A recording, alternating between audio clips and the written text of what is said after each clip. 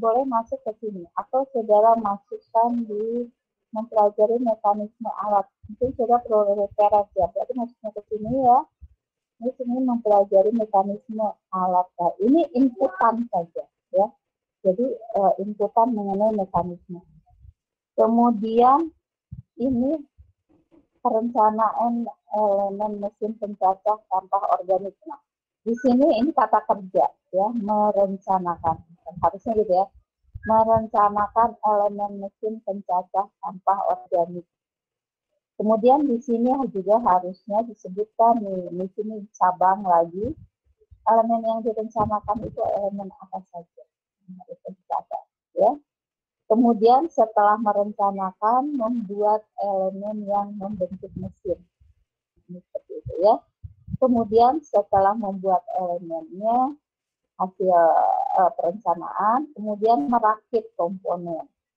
Nah, kemudian diuji coba ya. Apakah mesinnya bisa running atau enggak.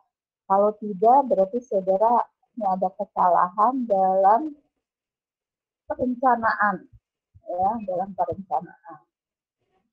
Jadi harus kembali lagi. Kalau sudah running, ini saudara masuk di misalkan ini nggak ada pengujian, langsung pembahasan, kemudian simpulan dan selesai. Ya. Jadi kalau saya lihat di sini ini nggak terlalu spesifik, ya, karena di sini elemen mesin yang direncanakannya tidak disebutkan, ya. Tapi di sini sudah lumayan karena di sini ada disebutkan bahwa perencanaan elemen mesin pencacah sampah organik ini udah spesifik ya. Nah, jadi kekurangannya di sini aja, elemennya apa saja sih yang direncanakan. Kemudian kalau bisa yang sudah direncanakan apa? Misalkan mengenai bodinya, misalkan ya, nggak direncanakan. Kemudian nanti yang direncanakan dan yang tidak direncanakan masuk ke proses perakitan. Kemudian dicoba seperti ini sama. Dan seterusnya. Kalau di sini ada pengujian, saudara masukkan dulu pengujiannya. Dan gitu ya. Nah, ini simpulan nggak perlu juga, nggak apa-apa, langsung selesai.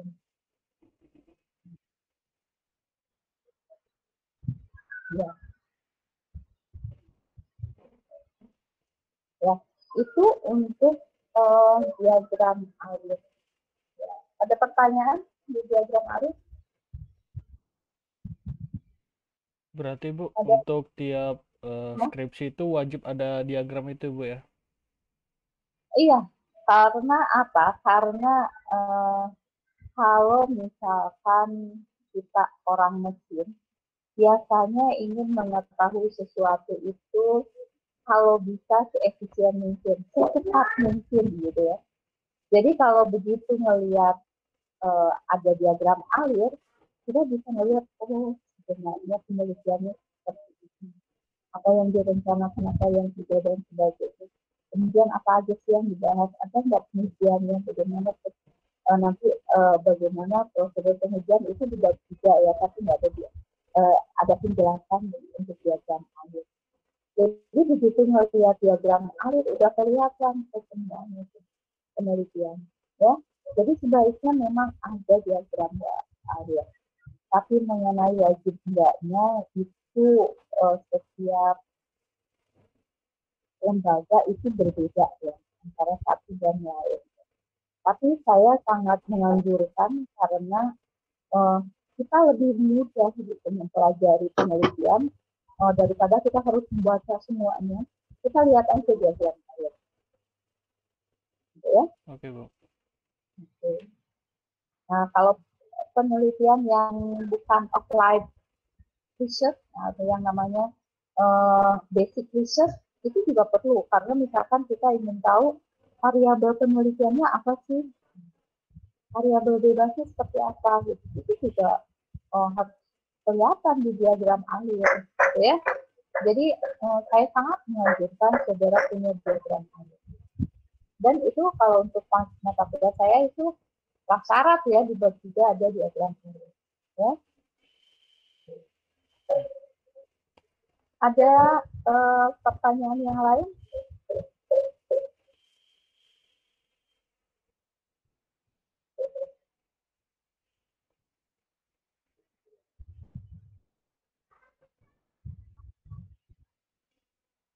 Nah, kemudian saya ingin memperlihatkan juga untuk prosedur di sini ya, prosedur pembuatan mesin misalkan ya. Nah, di sini prosedurnya dicantumkan. Misalkan pertama apa sih? Oh, memilih bahan, gitu ya. Kemudian dilakukan pemotongan bahan untuk rangka luar. Kemudian pengemasan dan sebagainya. Ini untuk perencanaan mesin sebaiknya dan memang harusnya juga ada prosedur pembuatan. Kemudian kalau nanti ada misalkan saudara pengujian, harus disebutkan juga prosedur pengujian, ya, supaya pihak yang menilai atau pihak pembaca sekalipun dia tahu, oh kondisinya harus seperti ini. Kalau melakukan pengujian, langkah-langkahnya harus seperti ini, gitu ya. Nah, jadi itu sangat. Kalau ini jelas saya, ini adalah jurnal ya, sudah jurnal. Kalau jurnal itu adalah penelitian itu tapi disingkat, diringkas. Jadi pendahuluan yang penting kelihatan lagi ini itu ada masalahnya, masalah utamanya apa. Gitu ya. Kemudian ini metode penelitiannya diagram alir ini yang penting. Kemudian ini hasil dan pembahasan. Jadi serba ringkas tapi memperlihatkan keseluruhan daripada penelitian saudara. Nah, nanti kalau misalkan saudara juga mau memasukkan penelitian saudara di jurnal dikti misalkan ya, maka harusnya seperti ini. Ya, jadi kita lihat dulu formatnya seperti apa, tapi inti-intinya seperti yang tadi, ya, seperti yang ada saya share itu. Jadi ringkasannya juga, oh ini ringkasan saya memperlihatkan ringkasannya juga. Ya. Ini pendahuluan, nah ini abstraknya juga harusnya ada. Abstraknya. Ya. Kata kuncinya ada, kemudian susunannya, ya. Mengenai di sini ada jurnal yang formatnya harus misalkan 2 kolom ada, kalau ini 1 kolom, ya. Kalau formatnya tergantung pada dia akan diterbitkan di mana, ya. Oke, ini ada pertanyaan di sini?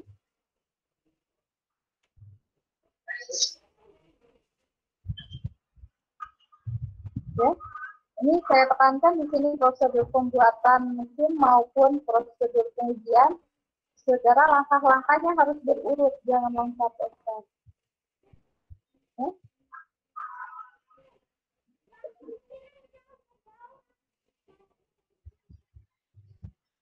Ya, misalkan ini pemotongan bahan.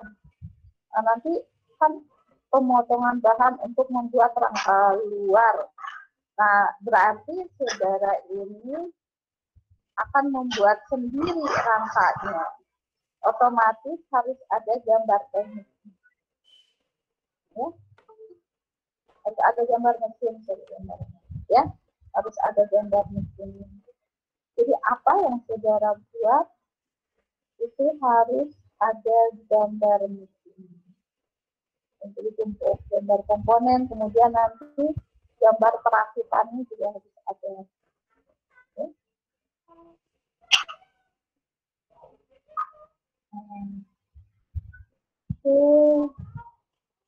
Ini kalau ini saya stop sharing dulu. Saya mau kembali ke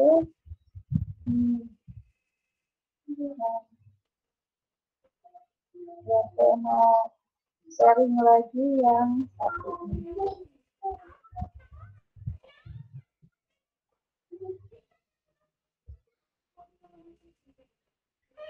Bentar ya, saya mau yang tadi.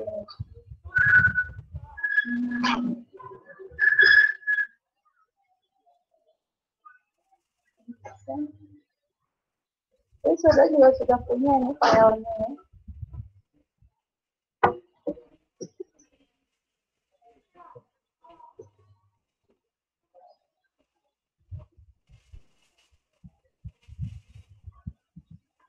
Ya,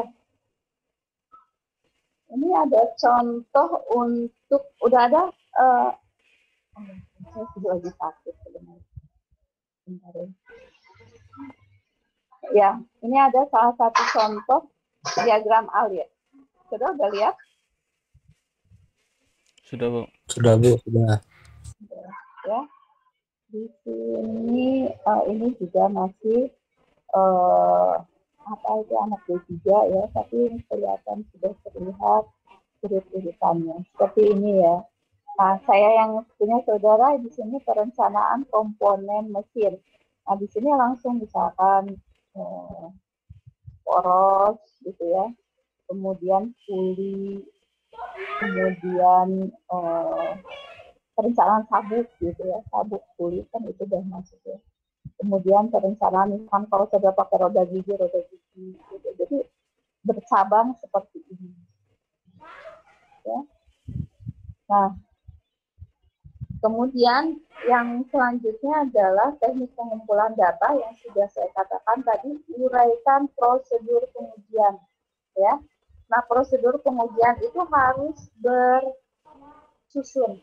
Artinya tahap-tahapannya memang sesuai dengan pengujian yang saudara lakukan ya.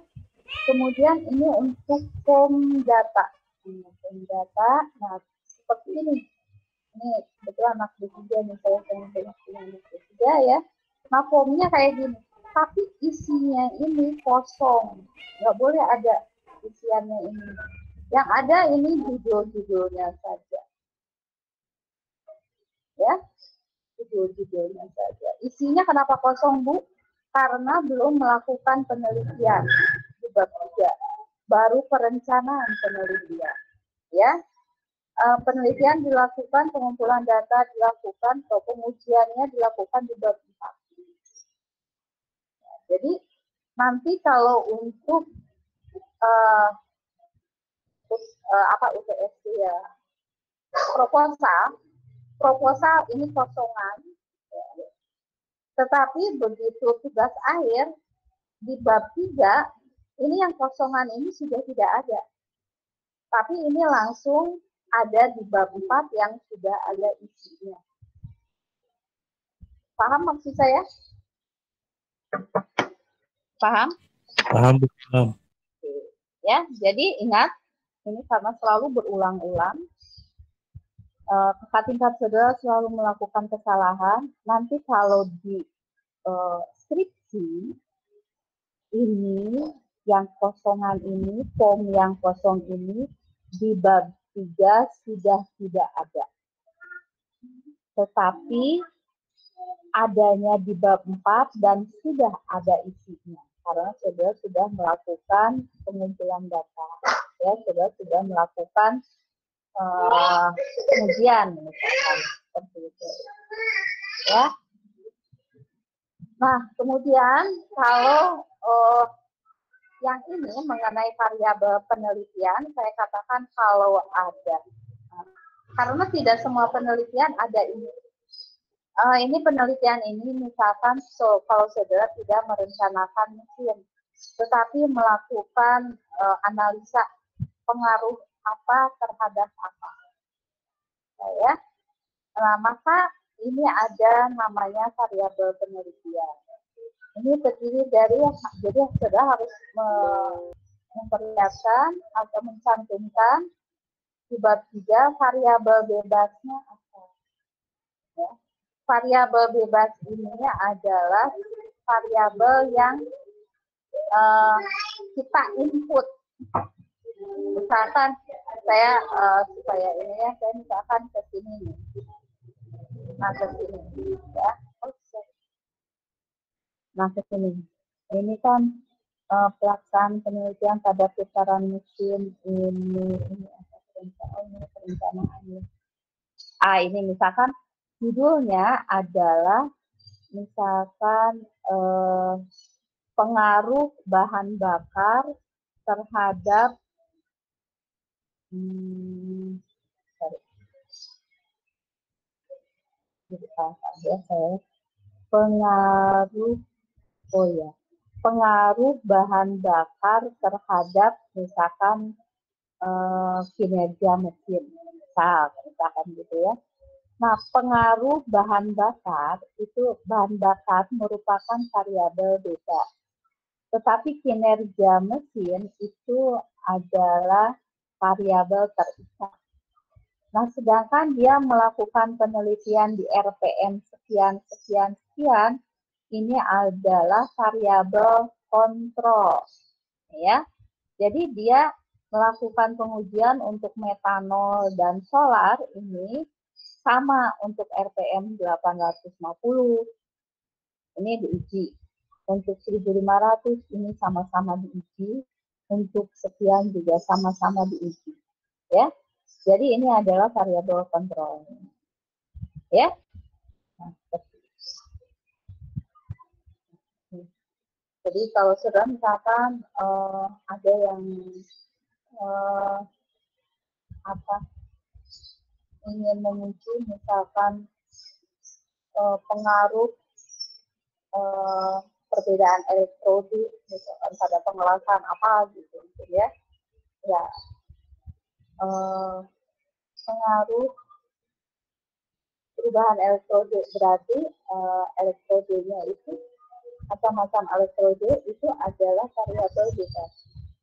Ya. Kemudian misalkan saudara akan mengujinya ke kekuatan, maka kekuatan adalah variabel terikat. Ya.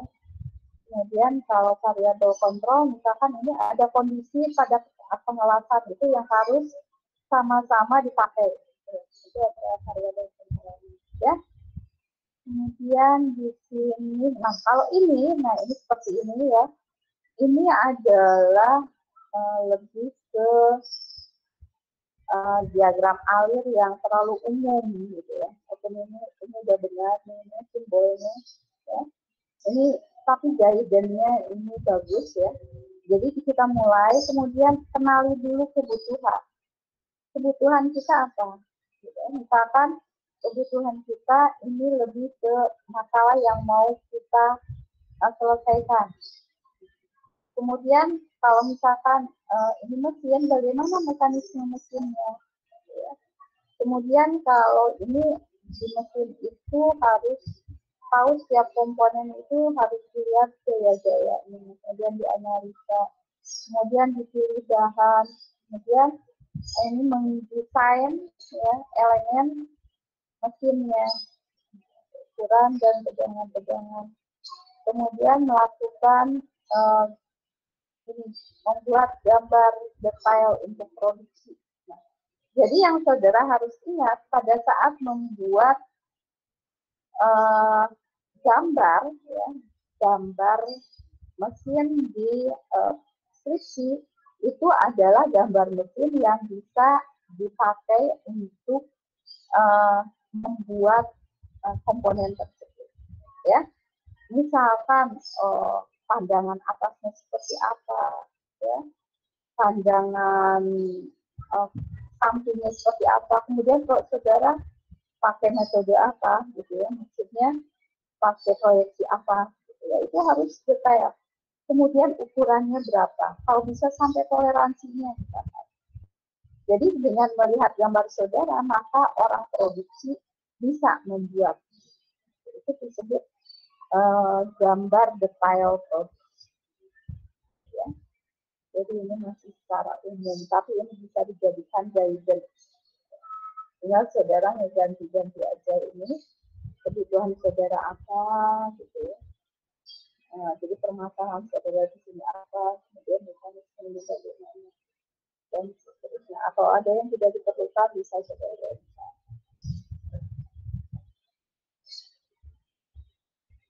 Nah, jadi di sini tadi penjelasan tadi ya, mengenali kebutuhan tujuan. Pertama adalah membuat pernyataan yang lengkap dari masalah perancangan, menunjukkan kebutuhan tujuan, maksud dan usulan dari mesin yang dirancang. Gitu ya. Jadi misalkan saudara itu Tujuannya apa sih tujuan penelitian saudara? Kan untuk membuat mesin pencatat dan sebagainya seperti tadi ya. Kemudian mekanismenya. Mekanisme itu bagaimana sih jalannya pergerakan daripada mesin tersebut. Kemudian analisa gaya. Nah ini kalau analisa gaya kalau lebih ini kan misalkan ini lebih detail banget ya. Misalkan di poros itu terdapat gaya apa saja. Tapi untuk D3 saya kira nggak sampai sini ya. Kalau pembelian material memang harus ya. Kita harus memilih material dari komponen yang akan kita rancang. Nah, kemudian di sini ukuran dan tegangan. Kalau tegangan biasanya di rangka. Ukurannya seperti apa? Ukuran tuh udah ke diameternya berapa, panjangnya berapa, lebarnya berapa, gitu. Dan otomatis ini yang harus kita rencanakan. Kemudian kalau modifikasi misalkan, itu merubah ukuran berdasarkan pengalaman produksi yang lalu. Artinya kalau ini lebih ke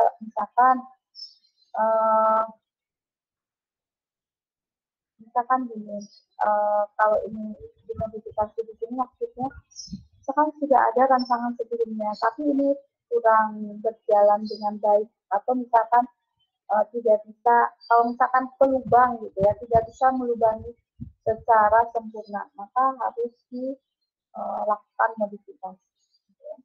Nah, ini gambar detail, menggambar secara detail setiap komponen dan perakitan mesin dengan spesifikasi yang lengkap untuk proses produksi. Jadi bagaimana memproduksi. Nah, ini sudah produksi ya, sudah ada gambar detailnya. Nah, kalau ini mengenai tadi beban ya, seperti ini terlalu ini ya. Kecuali kalau misalkan memang kalau mesin press di situ harus ada ini dianalisa tegangan-tegangan ya, sehingga kita bisa melihat bahwa rangkanya itu memang kuat. Kemudian yang tadi saya katakan di komponen itu biasanya harus diperlihatkan kinematikanya. Jadi saudara kan nggak belajar di sini ya. Oh, sorry. Sudah belajar kinematika maksudnya? Belajar, Bu. Belajar ya? Nah, itu jadi sorry ini ada trouble sedikit. Oh ya, apa saya?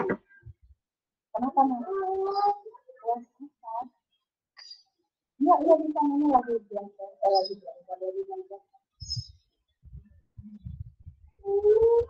Enggak, ya. Enggak, nanti nenek ambil. Ya, bentar ya. Oh. Ini ada apa?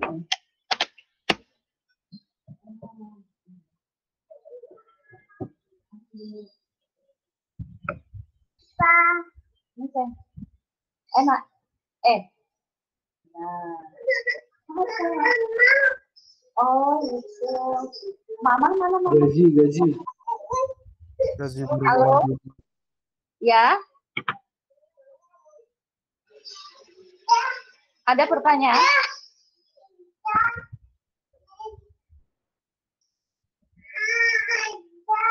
Nggak ada. Udah mulai stresnya cucu saya.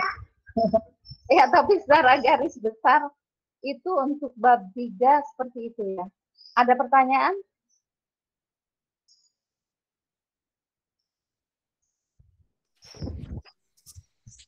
Belum ada, Bu. Belum ada. Tolong kalau belum, saudara bisa membuka gambar untuk saya screenshot. Membuka kameranya.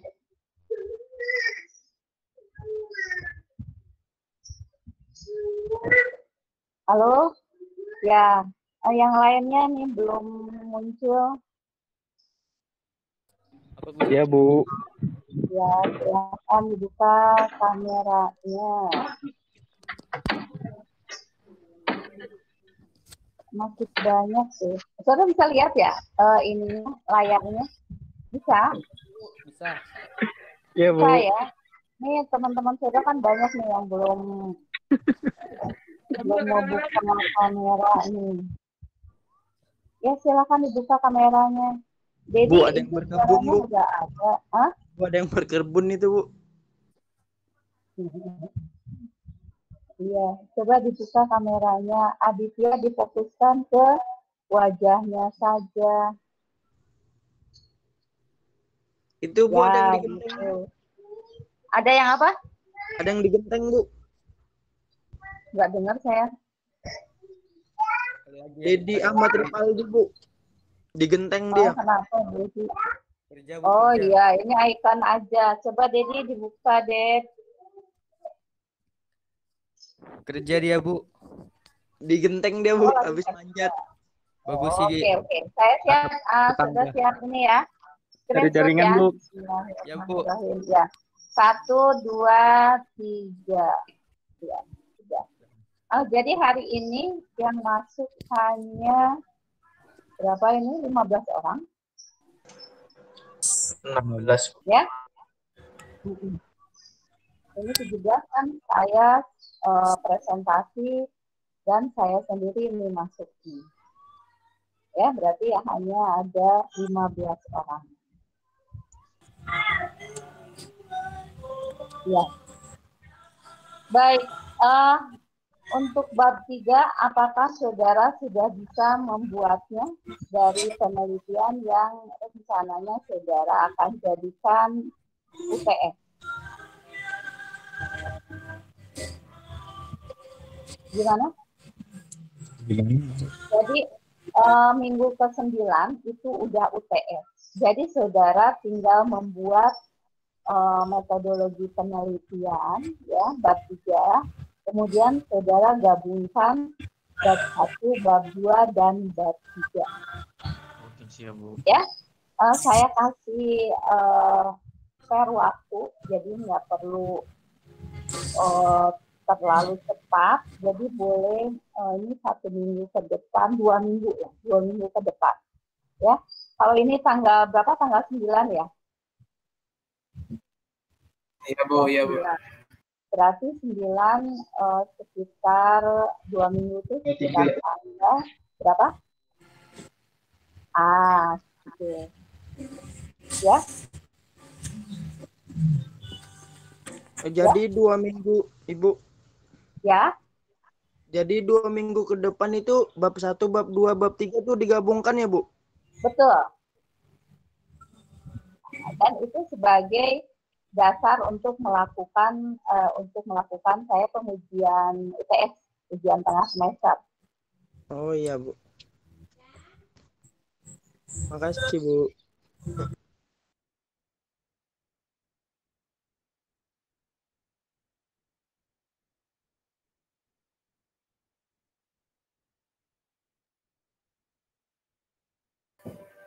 Udah. Kelar. Dari wassalam. Ya. Bab 2 tuh digabungkan sama bab 1 kan? Nah, yang bab 2 ini yang ini digabungkan sama bab 1 ya intinya.